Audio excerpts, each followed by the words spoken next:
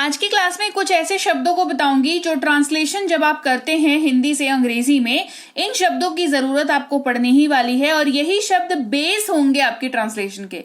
Class को शुरू करते हैं। आप देख रहे हैं संरीति इंग्लिश अकेडमी। मैं हूं प्रीति मैम। सब्सक्राइब करके बेल नोटिफिकेशन को ऑन कर देना।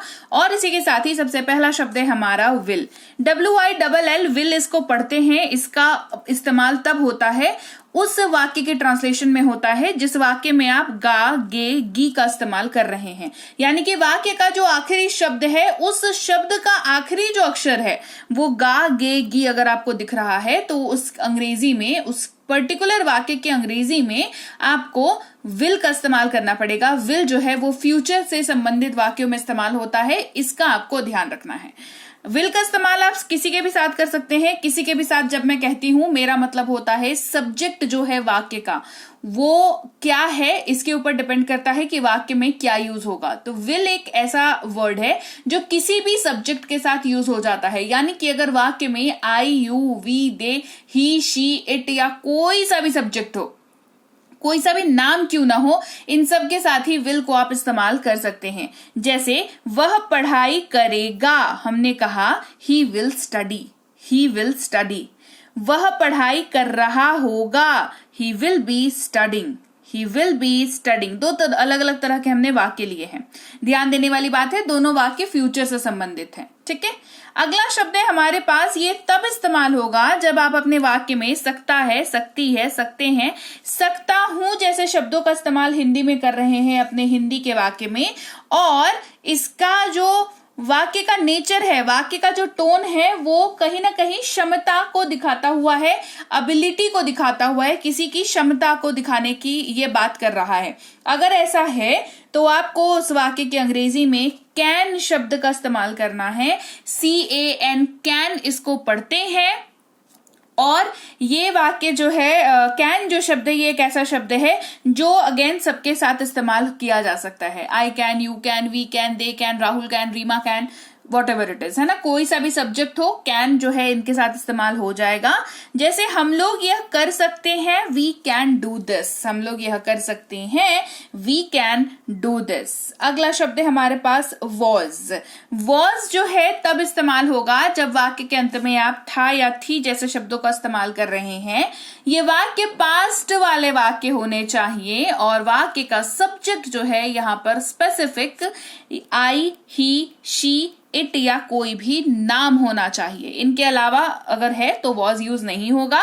इन्हीं के साथ वॉज का इस्तेमाल आपको जो है करना है।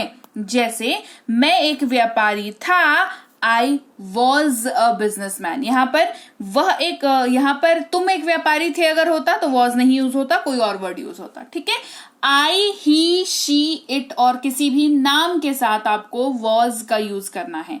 तो I was a businessman.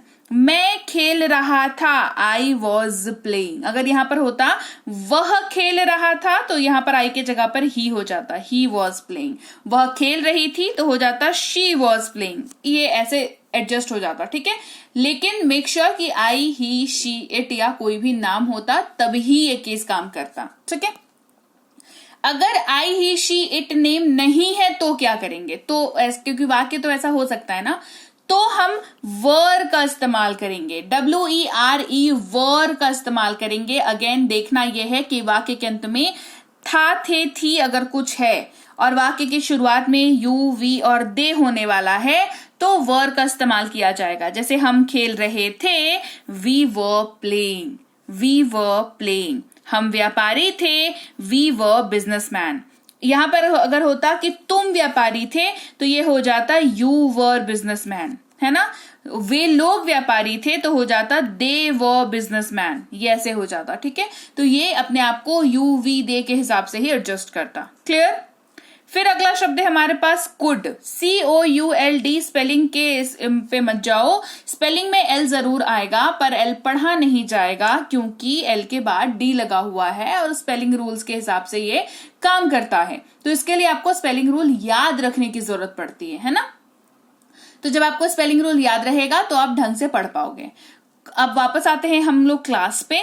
Could इसको पढ़ेंगे ये तब इस्तेमाल किया जाएगा जब वाक्य के अंत में सका, सकी, सके या पाया, पाई, पाए जैसे शब्दों का इस्तेमाल आप अपने हिंदी के वाक्य में कर रहे हैं तो जान लीजिए उस पर्टिकुलर वाक्य की अंग्रेजी कन्वर्ट करते वक्त आपको कुड का इस्तेमाल करना पड़ेगा। कुड एक ऐसा शब्द है जो कैन शब्द का पास्ट फॉर्म है, इसी वजह से वो भी एबिलिटी को ही दर्शाता है, क्योंकि कैन किसको दर्शाता है? एबिलिटी, क्षमता को दिखाता है, क्षमता के बारे में बात करता है कैन।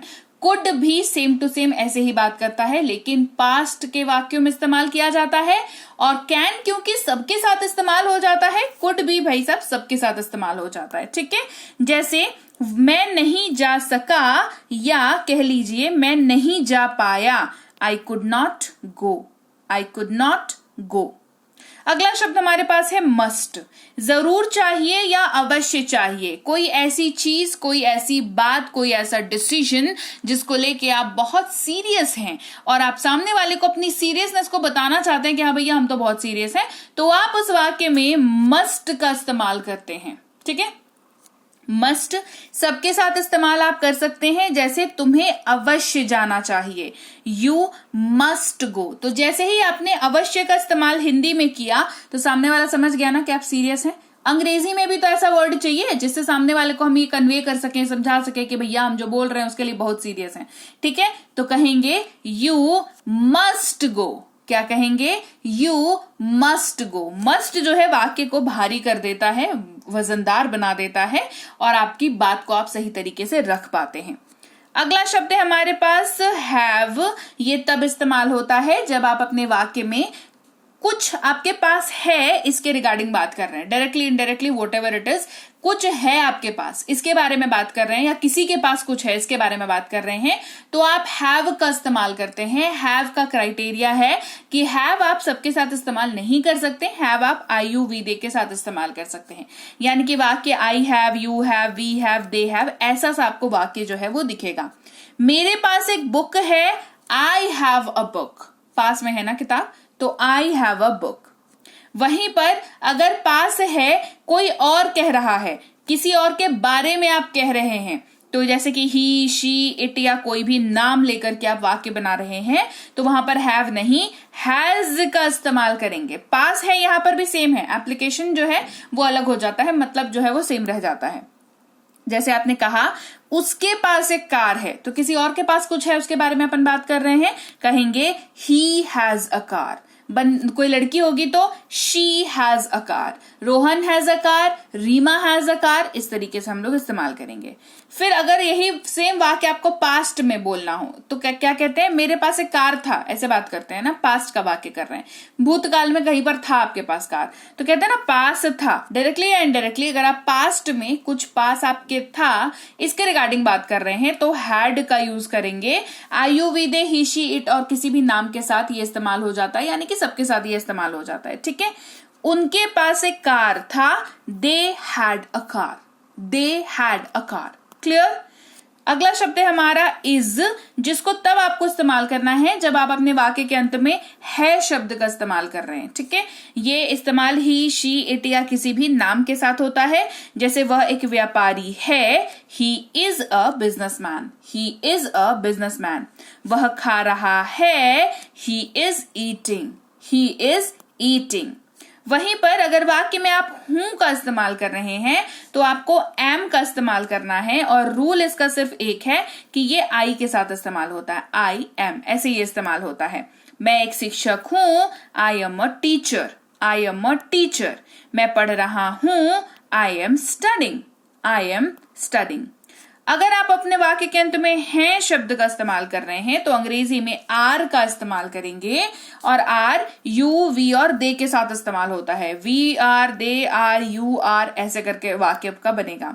हम लोग किसान हैं, वी आर फार्मर्स। हम पढ़ाई कर रहे हैं, वी आर स्टडिंग।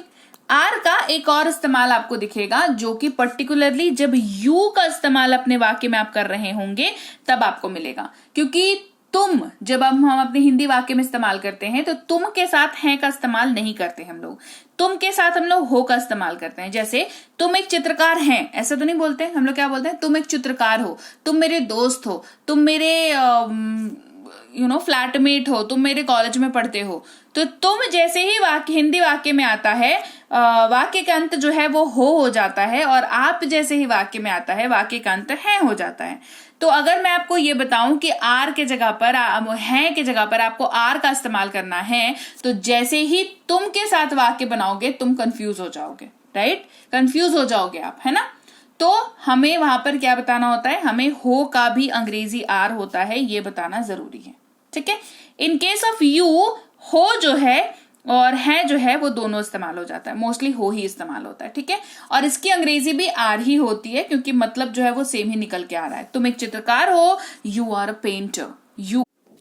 तो लीजिए भाई, ये थी आज की क्लास। तो क्लास अगर आप यहाँ तक देख रहे हैं, इसका मतलब है कि आप बहुत सीरियस हैं अंग्रेजी बोलने को लेकर के, और यकीन मानिए ये क्लास आपके बहुत काम आएगी अंग्रेजी बोलने को लेकर के।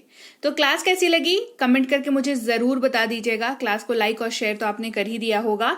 आप देख रहे हैं संरीति इंग्लिश अकेडमी, मैं हूं प्रीति मैम। सब्सक्राइब करके बेल नोटिफिकेशन भी फटाफट से ऑन कर दीजिए।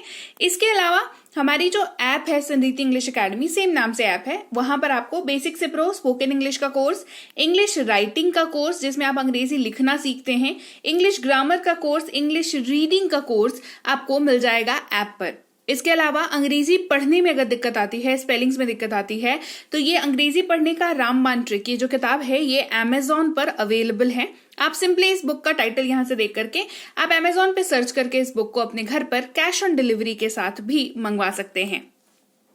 इसके अलावा अगर आपको ई बुक्स की जरूरत है, तो चाहे वो वर्ड मीनिंग की ई बुक हो, टेंसेस की हो, आपके स्पोकन इंग्लिश की हो, ग्रामर की हो, या मिनी स्पोकन इंग्लिश स्ट्रक्चर्स की हो, जो कि क्विक रिवीजन का आपको मौका देती है, क्विक समझने का आपको मौका देती है, ये सारी की सारी ई बुक्स जो है हमारी ऐप पर अवेलेबल है। ऐप में जाकर के आप इनको इजीली वहां पर ले सकते हैं। इसके अलावा हमारी क्लास, हमारी पेड क्लास या किसी भी तरीके की अंग्रेजी को लेकर के समस्या अगर आपको आ रही है, तो इस नंबर पर व्हाट्सएप मैसेज करके आप हमारे साथ संपर्क कर सकते हैं, हमारे ग्रुप में जुड़ सकते हैं। और इस किताब को मंगवाने के लिए भी आप सिंपली इस नंबर पर व्हाट्सएप मैसेज करके भी इस किताब को अपने पास मंगवा सकते हैं। और हमारा ऐप कुछ ऐसा दिखता है गूगल प्ले स्टोर पर, वहां पे आपको यहाँ पर इंस्टॉल कर लेना है आपको अपने मोबाइल पर। इसके अलावा व्हाट्सएप का ग्रुप हमारा जरूर ज्वाइन करके रखें, रोज की फ्री क्लासेस आपको मिल जाती हैं। टेलीग्राम का चैनल हमारा जरूर ज्वाइन करके रखें, वहां पर भी आपको क्लासेस मिल जाती हैं, कुछ इंपॉर्टेंट अनाउंसमेंट होता है वो भी आपको पता चल जाता है, और ऐसे आप जो है अंग्रेजी के संपर्क में बने रहते हैं। तो thank you so much for watching आज की क्लास को। मैं आपसे मिलूंगी आपकी अगली क्लास में। Till then thank you so much for watching. Stay tuned to Sanriti English.